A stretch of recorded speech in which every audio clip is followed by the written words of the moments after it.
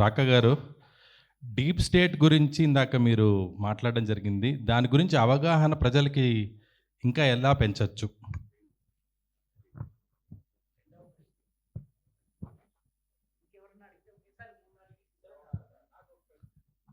అన్ని క్వశ్చన్స్ ఒకేసారి అడుగుదాం, క్విక్గా అడుగుదాం, టైం తక్కువగా ఉన్నది.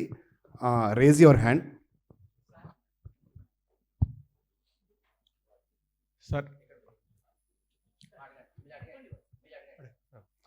సార్, ఈ రోజుల్లో నెగిటివ్ ప్రచారము చాలా వేగంగా వ్యాప్తి చెందుతుంది. నిజం నీళ్లు తాగేంత లోపల అబద్ధం ఊరంతా చుట్టొచ్చినట్టుగా ఇలా వస్తుంది కదా. దాన్ని నిరోధించడానికి మన ఆర్ఎస్ఎస్ తరపున ప్రత్యేక ప్రింట్ మీడియా కానీ న్యూస్ మీడియా కానీ ఉంటే బెటర్ అనేది ఆలోచన. సార్, నాది ఒక ప్రశ్న ఉంది. ఇవాళ ప్రజలు ఇది వరకు గూగుల్ బ్రౌజర్స్లోనో వాటిలోనో వెతుక్కొని దాన్ని బట్టి ఒపీనియన్స్ ఫామ్ చేసుకునేవారు. ఇప్పుడు ఆర్టిఫిషియల్ ఇంటెలిజెన్స్ వచ్చిన తర్వాత వాటికి ఒక ఎథికల్ మోడలింగ్ అని చెప్పి ఒకటి పెట్టి వెస్ట్రన్ థాట్ని అందులో గ్లోరిఫై చేసి చూపించడం జరుగుతోంది. సో ఇప్పుడు మన ఆర్ఎస్ఎస్ కానీ సంఘ కానీ దీని మీద స్పెసిఫిక్గా మన ఇండియన్ మోడల్స్ ఏమైనా బిల్డ్ చేస్తున్నారా? 2 రీడిట్ అని ఇలాంటి ఫోరమ్స్ ఉన్నాయి. వీటిలో ఇండియా పేజెస్ అన్నీ కూడా పాకిస్తాన్ ఆపరేటర్సు లేకపోతే వేరే దేశం ఆపరేటర్స్ ఆపరేట్ చేస్తున్నారు. చాలా విషన్ నింపుతున్నారు సార్. అంటే చిన్నపిల్లలు 14 ఏళ్ళు 15 ఏళ్ళ పిల్లల్లో. దీనికోసం కూడా మనం ఏమైనా చేయగలమా? అంటే మాలాంటి వాళ్ళని కూడా ఉడతభక్తిగా సాయం చేయాలంటే మాకేమైనా గైడెన్స్ ఇవ్వగలుగుతారా? హలో అండి, నా పేరు సందీప్. సో ఆర్ఎస్ఎస్ ప్రప్రథమంగా వ్యక్తి నిర్మాణం తద్వారా దేశ నిర్మాణానికి చాలా ప్రయత్నాలు చేస్తుంది. ఆ రకంగా చాలా సక్సెస్ అయినామండి. నా తరపు నుంచి మనము ఈ క్రమశిక్షణ వ్యక్తికి శిక్షణ 2 రకాలుగా, ఒకటి సెల్ఫ్కి ఉపయోగపడుతుంది, ఇంకోటి వ్యవస్థకు ఉపయోగపడుతుంది ఆ క్రమశిక్షణ అనేది. సో ఈ పర్స్పెక్టివ్లో నేను ఒక 2 అంశాల గురించి అడగాలనుకుంటున్నాను. ఒకటి ట్రాఫిక్ డిసిప్లిన్, ఇంకొకటి గార్బేజ్ డిసిప్లిన్. ఈ 2 కనుక ప్రతి ఒక్క సిటిజన్, ప్రతి ఒక్క పౌరుడు కనుక పాటించగలిగితే భారతదేశం ఎప్పుడో 2050 వరకు కాదండి, ఒక 5-6 సంవత్సరాలలో మన దేశం ఒక డెవలప్డ్ నేషన్గా చూపించవచ్చండి. ఒక మంచిగా ఉన్న ఇల్లు ఎంతగా మనం అప్రిషియేట్ చేస్తామో అలాగే మన దేశం కూడా అలా ఉంటే బాగుంటుందని, దానికి మనం ఏమైనా చేయగలమా, చేస్తే ఎలా చేయగలమని వచ్చిన. నమస్కారం, నా పేరు మల్లికార్జున శర్మ అంటారు. నేను వేద పండితుడిని. ఇందాక లక్ష్మీనారాయణ గారు ఒక విషయం చెప్పారు. నేను సరస్వతి శిశు మందిర్ గురుకులాల్లో వెళ్తే వాళ్ళ యొక్క పరిజ్ఞానం చాలా బాగుంది, దేశానికి ఏం చేయాలి అని. మరి మామూలు పాఠశాలల్లో ఆ విజ్ఞత ఎందుకు లేదు? అంటే మన విద్యాబోధనలో బాబర్ గురించి, అక్బర్ గురించి, ఔరంగజేబు గురించి, హుమయూన్ గురించి చెప్తున్నారు, కానీ మన రాజుల గురించి, మన సాంప్రదాయ వ్యవస్థ గురించి ఎందుకు చెప్పట్లేదు? ఇది మన గవర్నమెంట్ యొక్క అసమర్థత. ఎవరైనా సరే, ఏ గవర్నమెంట్ అయినా. తర్వాత ఇంకొకటి, మన అఖండ భారతదేశంలో ఎంతమంది జనాభా ఉన్నాం? మన యొక్క ఆర్ఎస్ఎస్ కార్యకర్తలు 40 లక్షలేనా? వచ్చే సంవత్సరానికి దీన్ని ఎంతవరకు మనం పెంచుకోగలం? ఇక్కడ ఉన్న వాళ్ళందరం కూడా ఇంచుమించు 40 పైన ఉన్న వాళ్ళమే. కాబట్టి మనం పాఠశాలలకు వెళ్ళి ఈ ఆర్ఎస్ఎస్ యొక్క భావజాలాన్ని, అంటే మన హిందూ సమాజాన్ని విద్యార్థులకి కనీసం వారంలో ఒక రోజు, ప్రతి నారాయణ కావచ్చు, ఇంకా ఏ స్కూల్ అయినా సరే, విద్యార్థులకు ఒక క్లాస్గా పెట్టడం అనేటువంటిది ఆచరణలో పెడితే ఎలా ఉంటుంది? At the same time doctor గారి తండ్రి గారు నక్సలైట్లను ఎదిరించి వారికి ఫండ్ ఇవ్వాల, కానీ మిగతా డాక్టర్లందరూ కూడా ఆ వృక్షానికి చీడపురుగులాగా కొట్టారు. అట్లా కాకుండా మనం చేయకపోయినా ఈ భావాన్ని చేసే వాళ్ళకి మన వంతుగా సహకరిస్తే చేసేవాళ్ళు ఇంకెక్కువ చేస్తారు అని నా అభిప్రాయం. ఏదైనా తప్పుగా మాట్లాడితే క్షమించండి.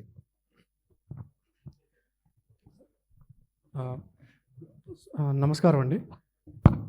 అది 3-fold క్వశ్చన్. సుధాకర్ గారు, first of all thank you so much. First sir, IT శాఖల్లో రెగ్యులారిటీని పెంచడానికి మనం ఏం చేయగలుగుతాము? పార్టిసిపేషన్. రెండోది వచ్చేసి గవర్నమెంట్ ఆఫ్ ఇండియా 3rd జెండర్ని ఐడెంటిఫికేషన్ ఇచ్చినప్పటి నుంచి దానిలో ఉన్నటువంటి ఈ వోక్ కల్చర్ డామినేషన్ని తగ్గించి మన కల్చరల్ ఆస్పెక్ట్ని మనం ఎట్లా దాన్ని ఇంకల్కేట్ చేయొచ్చు? ఎందుకంటే that is an important section of the society. థర్డ్ది, మీరు స్వదేశీ గురించి మాట్లాడారు. దాంట్లో మనము హలాల్ ఎకనామిక్స్ ఎట్సెట్రా వంటి సబ్ ఎకానమీస్ని ఎట్లా మనం ట్యాకిల్ చేయగలము? వీటి మీద please shed some light. Thank you so much. నమస్కారం అండి. అన్నిటికీ మూలం విద్య. మనకి ఇప్పుడే చెప్పారు సరస్వతి విద్యామందిర్లు. అలాగా ప్రతి చోట సరస్వతి విద్యామందిరం అనేది రావాలి. ఎందుకంటే ఇప్పుడు నా పిల్లల్ని నేను సరస్వతి విద్యామందిర్లో చదివించుకోలేకపోయినా. ఎందుకంటే నేను ఎక్కడెక్కడ పని చేశానో అక్కడ నాకు అందుబాటులో లేవు.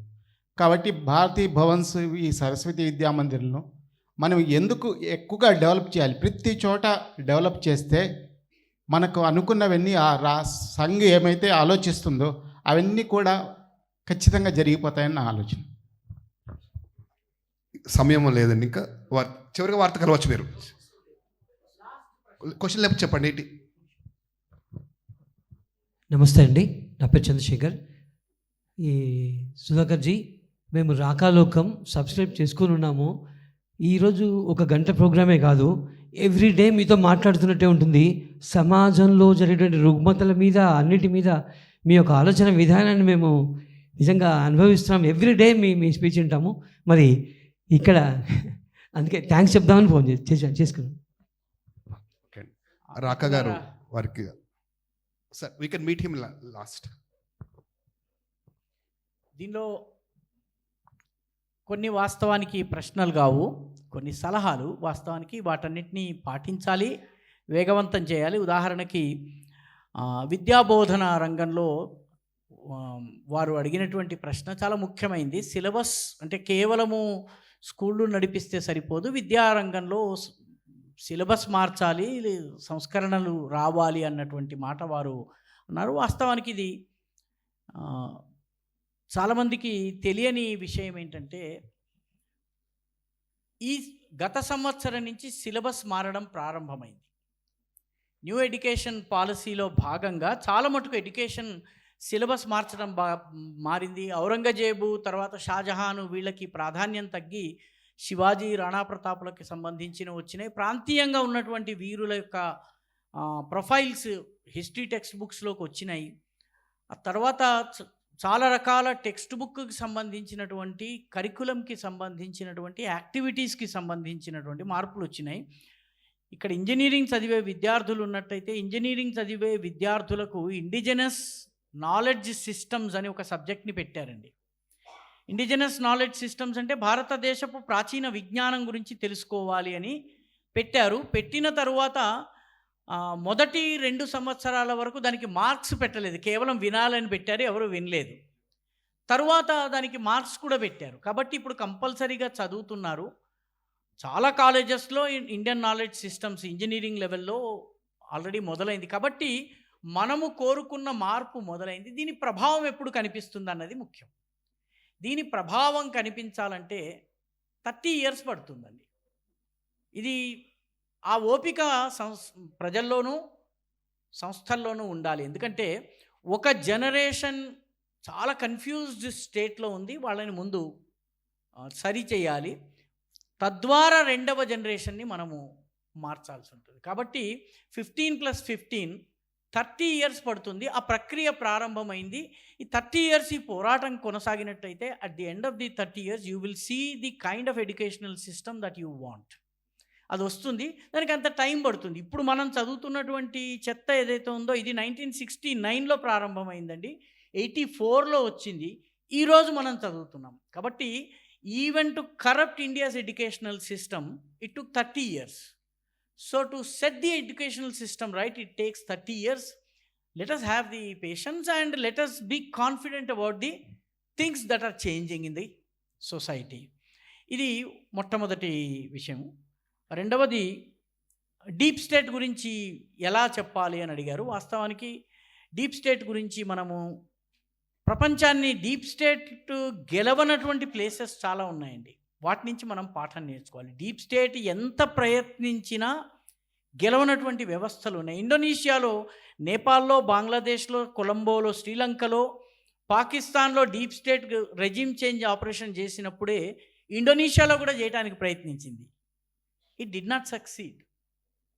ఇండియాలో చేయడానికి ప్రయత్నిస్తోంది. It is not able to succeed. It may not succeed at any time in future. దానికి కారణం ఏమిటి? ఏ జాతిలోనైతే బలమైన జాతీయవాదం ఉంటుందో, సెన్స్ ఆఫ్ పర్పస్ జాతికి ఉంటుందో, ఆ జాతి డీప్ స్టేట్ని ఎదిరించగలదు. కాబట్టి డీప్ స్టేట్ గురించి ఈరోజు సోషల్ మీడియాలో చాలా ఎక్కువ వివరాలు చెప్తున్నారు. చాలామంది నేషనలిస్ట్ హబ్ కావచ్చును, జర్నలిస్ట్ సాయి కావచ్చును, అఖండ న్యూస్ అఖండ కావచ్చును, మన జర్నలిస్ట్ నవత కావచ్చును, వీళ్ళు ఇంకా మన దేవికా రాణి గారు కావచ్చును, రాకా లోకం కావచ్చు, వీటిలో డీప్ స్టేట్కి సంబంధించిన వివరాలు వస్తున్నాయి. వినడమే కాకుండా వాటిని పంచే ప్రయత్నం చేయటము. ఎందుకంటే చాలా సందర్భాల్లో మార్పు అట్టడుగు నుంచి వస్తుంది, చాలా నిశ్శబ్దంగా వస్తుంది. I will give you one small example before winding up. ఇరాన్లో టీవీల్ని, రేడియోల్ని తన గుప్పెట్లో ఉంచుకుని షా ఆఫ్ ఇరాన్ తన రాజ్యాన్ని నడుస్తుంది అనుకున్నాడు. కానీ ఇరాన్లో ఉన్నటువంటి 1.5 మసీదుల్లో ఏం ప్రసంగించాలి అన్నది ఫ్రాన్స్లో కూర్చున్న ఒక ముసలివాడు డిసైడ్ చేసి అతను ఆ బౌద్ధిక్ పంపేవాడు, ఇరాన్ మసీదుల్లో ఆ బౌద్ధికులు ఇచ్చేవాడు.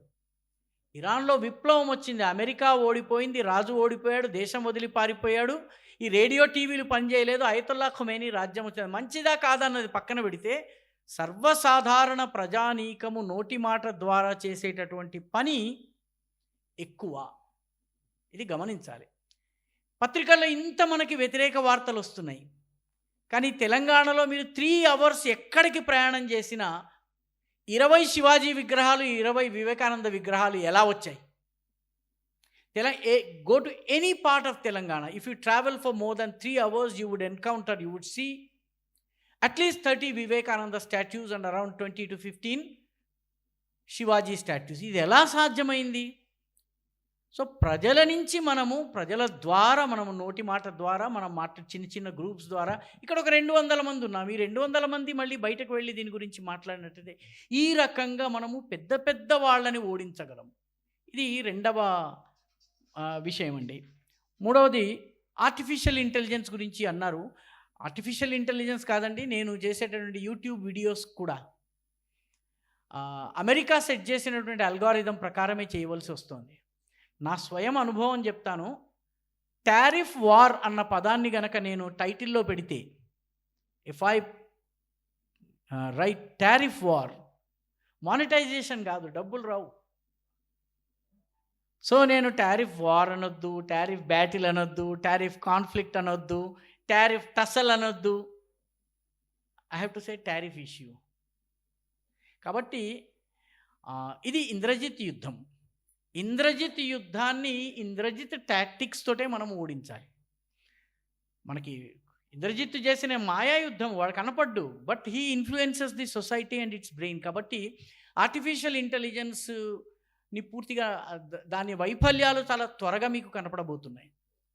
ఎందుకంటే దీనికి ఏ ఆర్టిఫిషియల్ ఇంటెలిజెన్స్ జవాబు కాదండి. ఉదాహరణకి గుడిమెట్ల బంగారయ్య దీన్ని అనువాదం చేయమని మీరు ఆర్టిఫిషియల్ ఇంటెలిజెన్స్ని అడిగితే టెంపుల్ స్టెప్స్ గోల్డెన్ ఫాదర్ అని అనువాదం చేస్తుంది. కాబట్టి మీరు జాగ్రత్తగా, ఇది artificial intelligence will give way to rational thinking in due course of time. We need not worry about it. ఇటువంటి అనేక మార్పులు వచ్చాయి, వీటిని మనం తట్టుకుని నిలబడ్డాము. తరువాత పత్రికలు పెట్టాలి అని అంటున్నారు మిత్రులారా. వారు చాలా మంచి పాయింట్ రేజ్ చేశారు. But the only thing is, మీరు ఏ కాలనీలో ఉంటారో ఆ కాలనీలో పేపర్ వేసే అబ్బాయిని 10 సంవత్సరాల క్రితం ఎన్ని కాపీలు వేసేవాడు, ఇప్పుడు ఎన్ని కాపీలు వేస్తున్నావు అని అడగండి.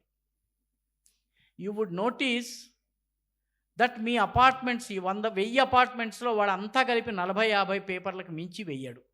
2 పేపర్లు తెప్పించే, డూ అ స్మాల్ సర్వే, 2 పేపర్లు తెప్పించే ఇళ్ళని వెతకండి. 2 పేపర్లు తెప్పించే వాడు ఎవరన్నా ఉంటే ఆ ఇంట్లో ఒక 90 ఏళ్ల వాడో 80 ఏళ్ల వాడో ఉంటేనే 2 పేపర్లు వస్తాయి. News papers are gone.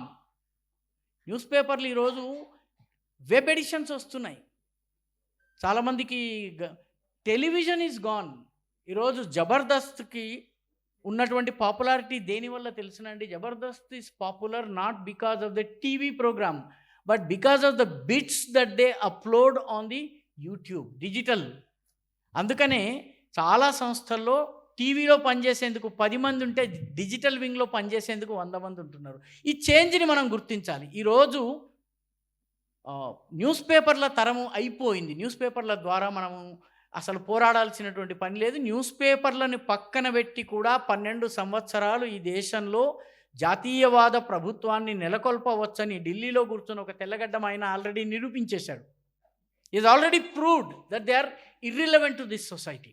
News papers and TV channels ఈరోజు ప్రజలను చేరగలిగేటటువంటి సాధనము మనము మాత్రమే, నాట్ ఈవెన్ డిజిటల్ మీడియా. మనము వర్డ్ ఆఫ్ మౌత్ ప్రచారం చేయటము, కలవడము. If you can influence 200 people, social change వస్తుంది. ఎలా చేయగలమన్నారు దాని ఉదాహరణ ఇచ్చాను. విద్యాబోధన, అఖండ భారతము సంబంధించి మనం మన పనిని ఎంత పెంచగలము అన్నాము. దీనికి రెండవ సరసంఘచాలకైనటువంటి పరంపూజనే గురూజీ ఒక అద్భుతమైనటువంటి జవాబు ఇచ్చారు. ఆ జవాబు మీకు ఇచ్చి నేను ముగిస్తాను. గురూజీని ఒక కథ చెప్పేవారు. ఇద్దరు శాస్త్రవేత్తలు కూర్చుని మాట్లాడుకుంటూ అన్నారట, స్వర్గానికి చేరుకోవడానికి ఎన్ని చేపల్ని ఒకదాని మీద ఒకటి పెడితే స్వర్గం చేరుకోగలము అని ఒక ఆయన అడిగాట. అడిగితే రెండో ఆయన చెప్పాట, ఒక్క చేప చాలు, అంత పొడుగైన చేప ఉంటే ఒక్కటి చాలు అన్నట్టు. సో మనందరము ఏ మేరకు పని చేయగలము, మన కాంట్రిబ్యూషన్ ఏంటి, ఏ రంగంలో పని చేయగలము, గుడి పూజారులకు శిక్షణ ఇవ్వడము, ట్రైబల్ ఏరియాస్లో ఉన్నటువంటి గుళ్ళకి పూజారులు ఉన్నారు, వాళ్ళకి ట్రైనింగ్ ఇవ్వడము, కొద్దిపాటి మంత్రాలు చెప్పడం, నేర్పించడం, ఈ పని మనం చేయగలమా? లేకపోతే ఏదన్నా ఒక ఊళ్ళో ఉన్నటువంటి దళిత బస్తీలో నాకు తెలిసిన ఒక టీచర్ ఉన్నారు, ఆవిడ జీవన వ్రతంగా ఒక పని పెట్టుకుంది. ఎక్కడ దళిత కాలనీ ఉంటే ఆ కాలనీ మొదట్లో ఒక 2 అడుగుల ఆంజనేయ స్వామి విగ్రహాన్ని పెడుతోందండి. ఒక విగ్రహం పెట్టడానికి ఆమెకి 50,000 రూపీస్ అవుతుంది. ఆమె వెళ్తుంది, విగ్రహం పెడుతుంది, వచ్చేస్తుంది, ఇంకేం చెయ్యదు. ది సోకాల్డ్ క్రిస్టియన్స్ దొంగతనంగా దండం పెట్టుకుంటారు. తర్వాత కొందరు హిందువులు ఎవరైతే ఉన్నారో భజన చేస్తున్నారు. ఒక్క ఈస్ట్ అండ్ వెస్ట్ గోదావరిలో ఆమె 78 విగ్రహాలని ఇప్పటి వరకు ప్రతిష్ఠించి. Small act can bring about a change. కాబట్టి మనము పని చేయాలి. ఇది ఆమె డాక్టర్ గారు, స్కూల్ టీచర్ అండి ఆవిడ. నేను స్వయంగా చూశాను కాబట్టి, ఎవరో నాకు డొనేషన్ ఇవ్వడానికి వస్తే నేను నాకు డొనేషన్ వద్దు, నా పని నాకు నడుస్తుంది, ఈ 50,000 రూపాయలు ఆమెకి ఇస్తే ఇంకో దళిత బస్తీలో విగ్రహం పెడుతుందని. ఎవరు కుంకుమ బొట్టు పెడుతున్నారు, ఎవరు పూజలు చేస్తున్నారు? All these so called Christians. Christianity is only skin deep అండి ఇండియాలో. ఒక్కసారి మీరు గుణదలలో గుండు కొట్టించుకోవద్దు, నిర్మలమాత దగ్గర కొబ్బరికాయలు కొట్టద్దు అని చెప్పండి, ఆ మతం కుప్పకూలిపోతుంది. ఈరోజు ఆ మతాన్ని నడిపించడం కోసము చర్చిని దేవాలయం రూపంలో కట్టి, శిలువని ధ్వజస్తంభం రూపంలో పెట్టి, యేసు సుప్రభాతం పెట్టి యేసయ్యా లేవయ్యా అని చెప్పి సంస్కృతంలో చెప్తే కానీ ఈ దేశంలో యేసు లేవడంలే.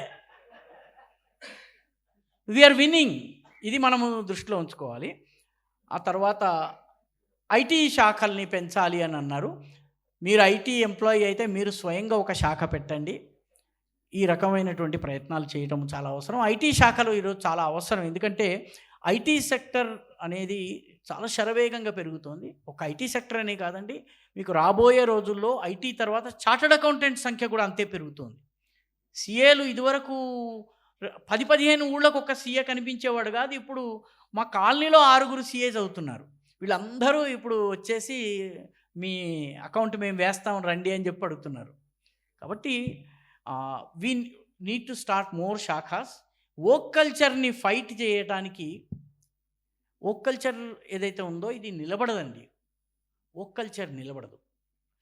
దయచేసి ఆ నమ్మకాన్ని కలిగి ఉండండి. ఎందుకంటే వోక్ కల్చర్ మనల్ని కొట్టేస్తుందేమోనన్న భయం కనిపిస్తుంది కదా.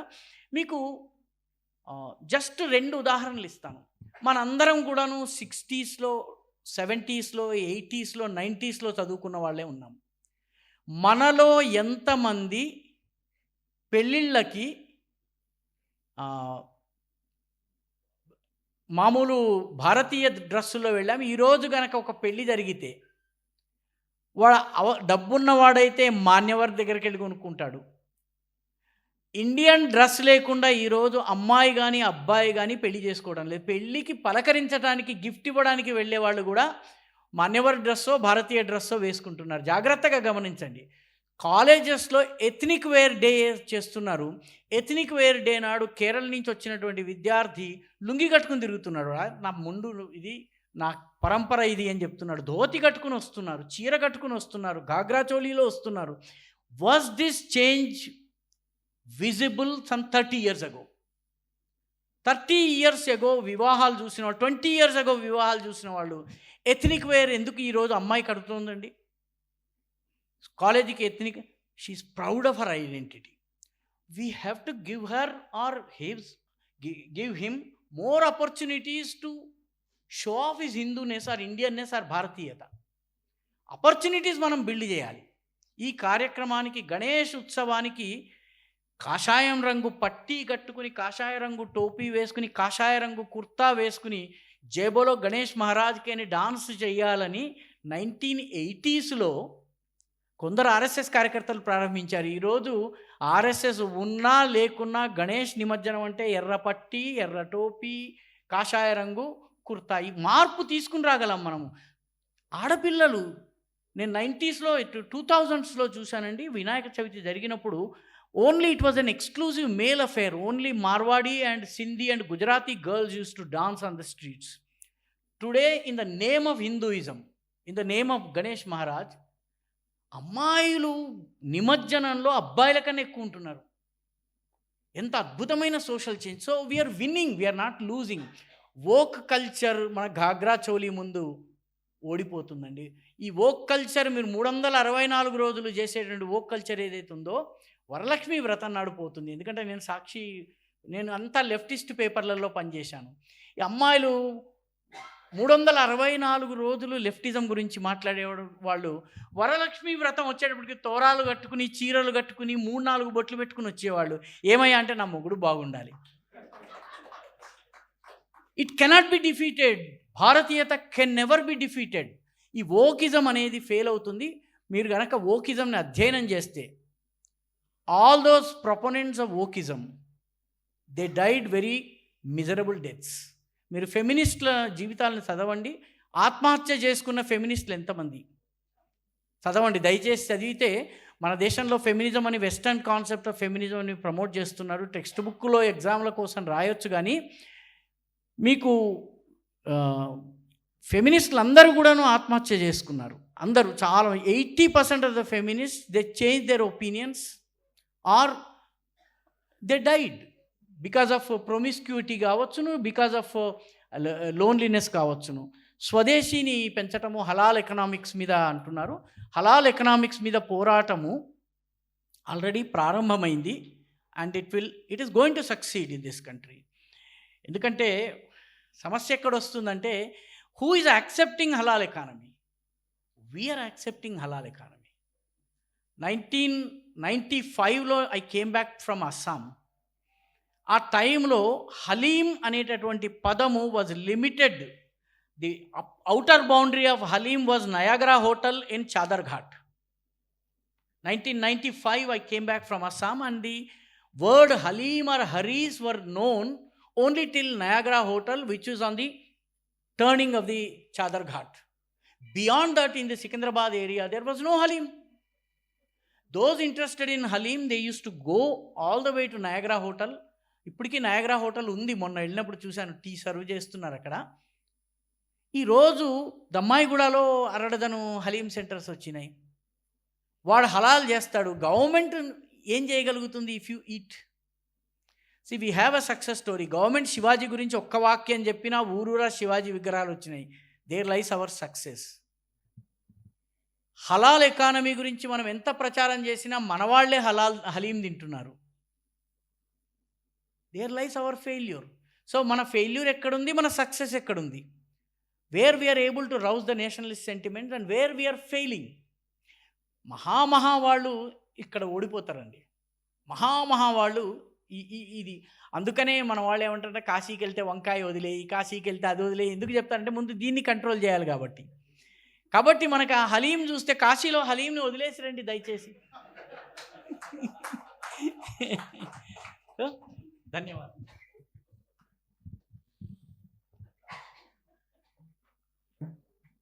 You can talk to him later, sir. You can take, sir. Time is because of time. Please.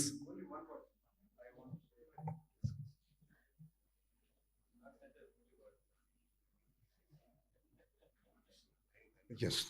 Thank you for giving me an opportunity. I am Sriram Reddy.